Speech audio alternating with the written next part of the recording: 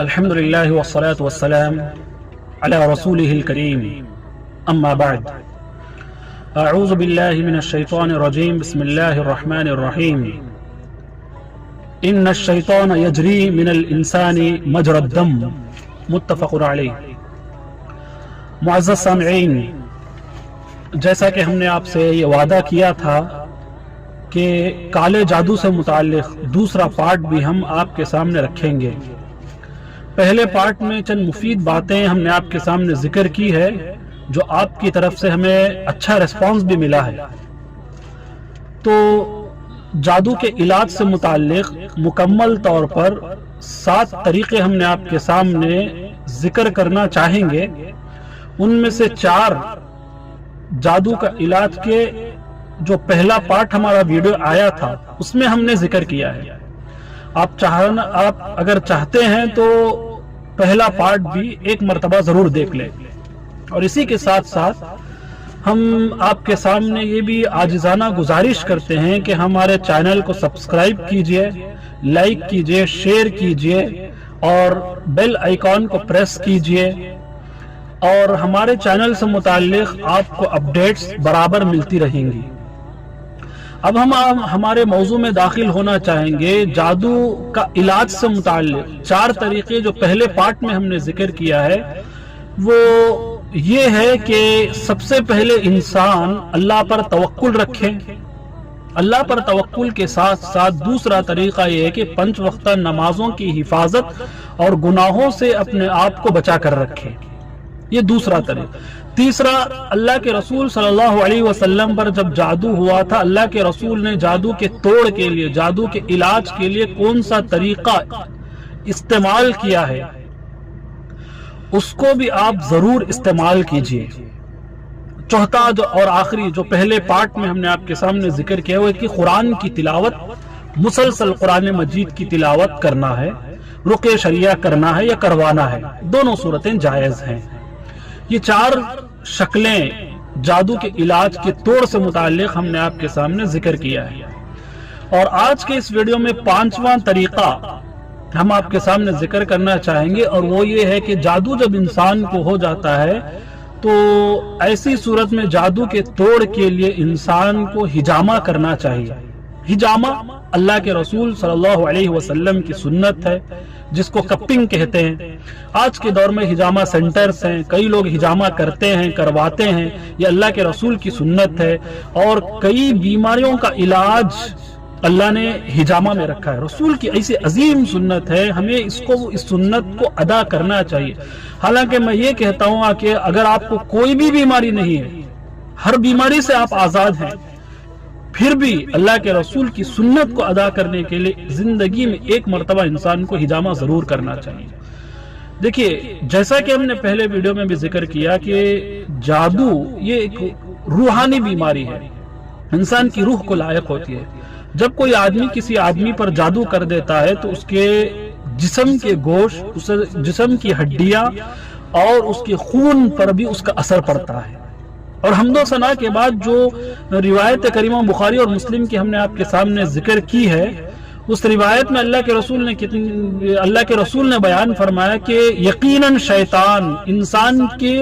خون میں، انسان کے رگوں میں ویسے دوڑتا ہے جیسے انسان کے رگوں میں خون دوڑتا ہے۔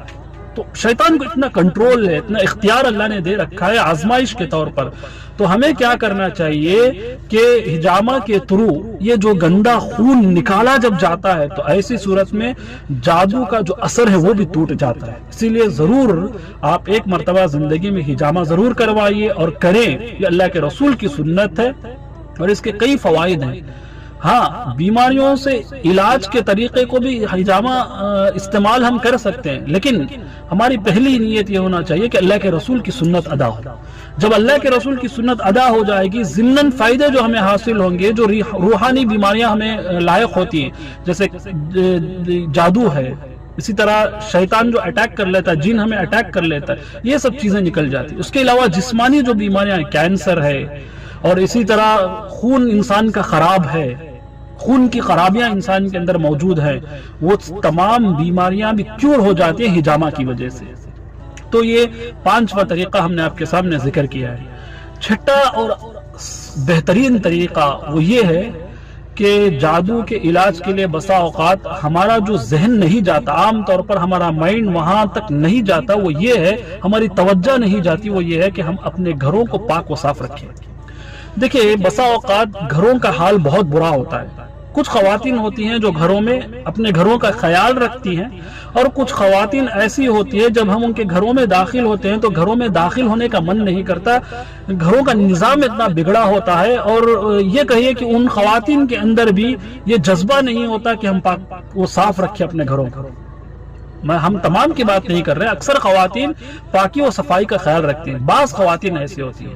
ہاں، جو خواتین پاکی و صفائی کا اہتمام بھی کرتے ہیں ان کے لیے بھی ہم یہ بات ذکر کرنا چاہیں گے، چونکہ الطہور شطر الایمان ہے، پاکی صفائی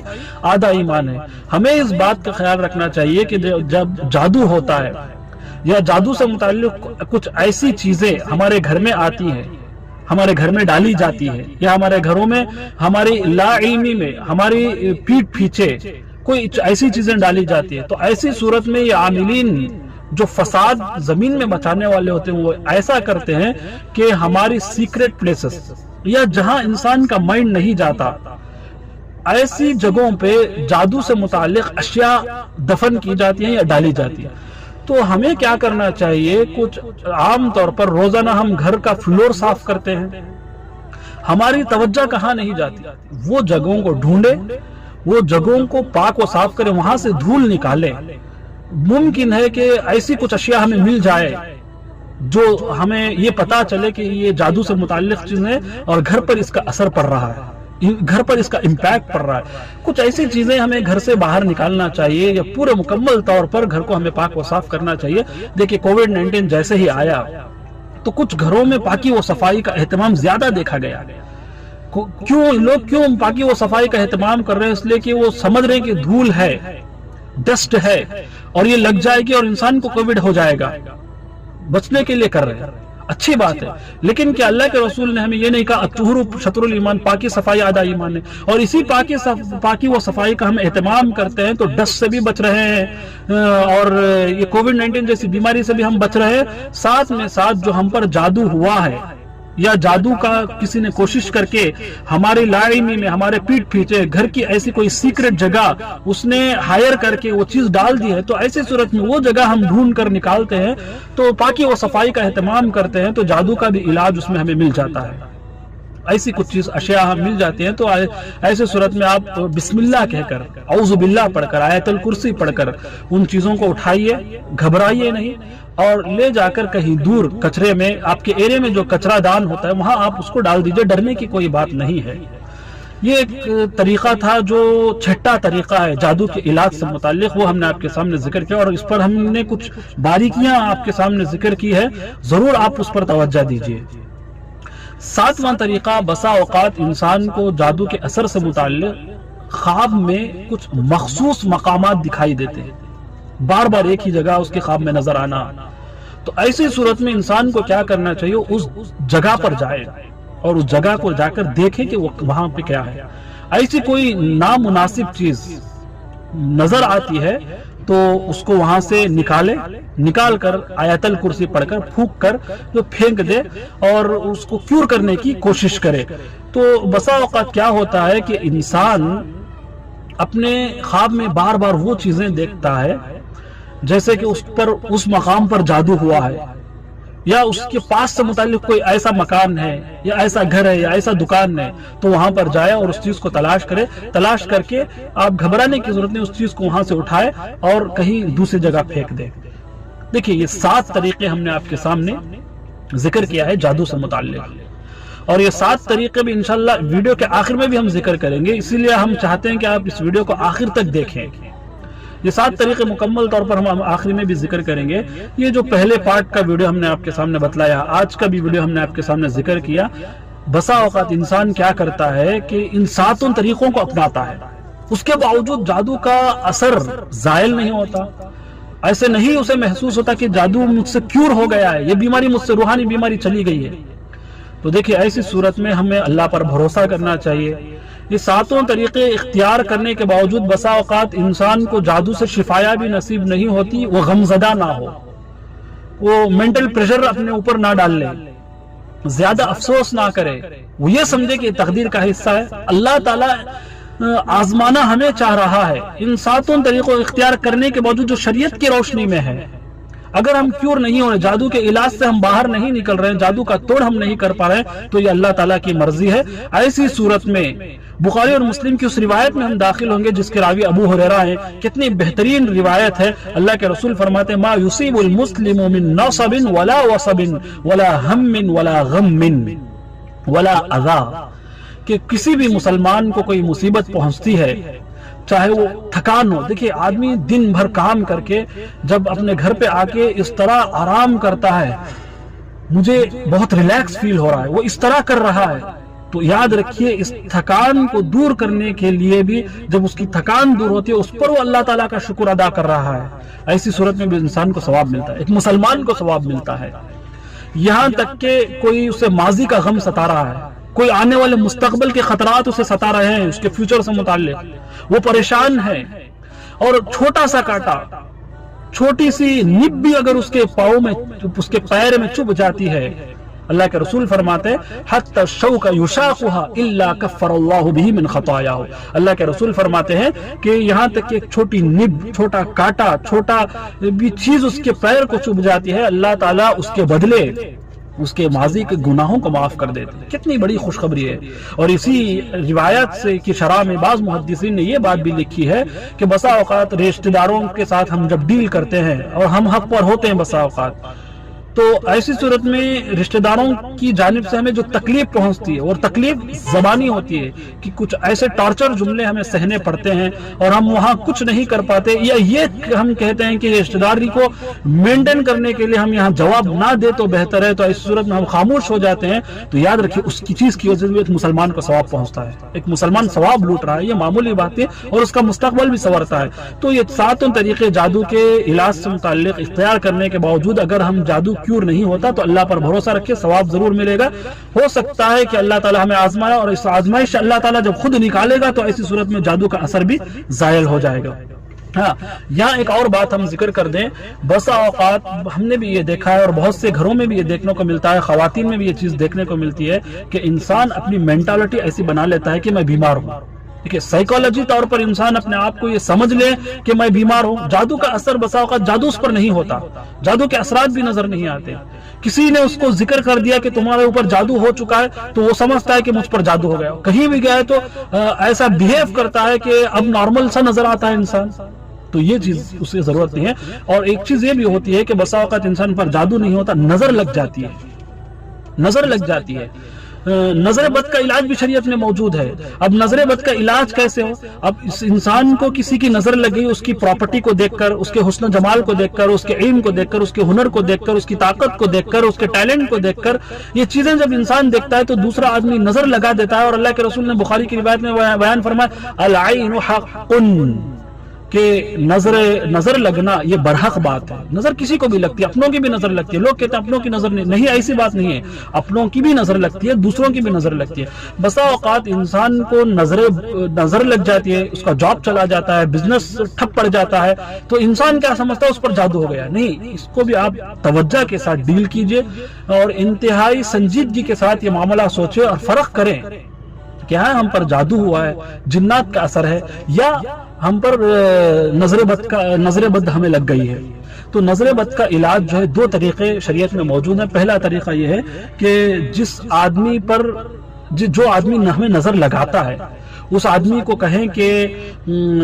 غسل کرے، یا اس آدمی سے کہے کہ وضو کرے، اس وضو یا غسل کے پانی سے ہم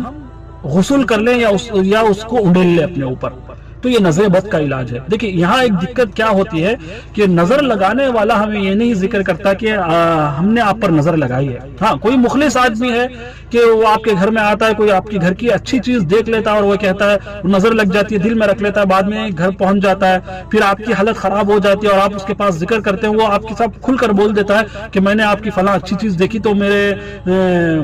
منہ سے یہ بات نکل گیا، میرے ذہن میں یہ بات آئی کہ یہ چیز کتنی اچھی ہے، ہو سکتا ہے میری نظر لگے، کوئی مخلص آدمی آپ کے سامنے ذکر کر دے اور اس سے آپ ڈیمانڈ کریں، مطالبہ کریں، نہیں بھائی شریعت میں ایسی بات ہے کہ آپ غسل کریں یا آپ وضو کریں اور وہ پانی دے، میں اپنے اوپر انڈیل لوں گا، انشاءاللہ میری نظر بد کا علاج یہی ہے،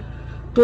وہ آدمی مخلص ہو کر یہ کام آپ کے ساتھ ڈیل کرتا ہے، آپ کی ہیلپ کرتا ہے، آپ سے کوآپریٹو ہو رہا ہے، آپ کی مدد کر رہا ہے، تو ایسی صورت میں سے مدد لینے میں کوئی حرج نہیں۔ لیکن عام طور پر لوگ جو ہے ایسا ہم کسی کے پاس ذکر کرتے ہیں کہ تیری نظر مجھے لگ گئی ہے لہٰذا تو غسل کر کے دے یا وضو کر کے دے، وہ پانی میں استعمال کروں گا یا میں اپنے اوپر انڈے لوں گا، تو وہ برا مان جائے گا۔ تو اسی لیے شریعت جو ہے اس کے لیے دوسرا راستہ بھی یہ رکھی ہے کہ نظر بد کے لیے آپ دعاؤں کا سہارا لیجئے۔ دیکھیے صبح شام کی جو دعائیں انسان ایوننگ اذکار ہے، مارننگ اذکار ہے، انہی اذکار کو جب پڑھتا ہے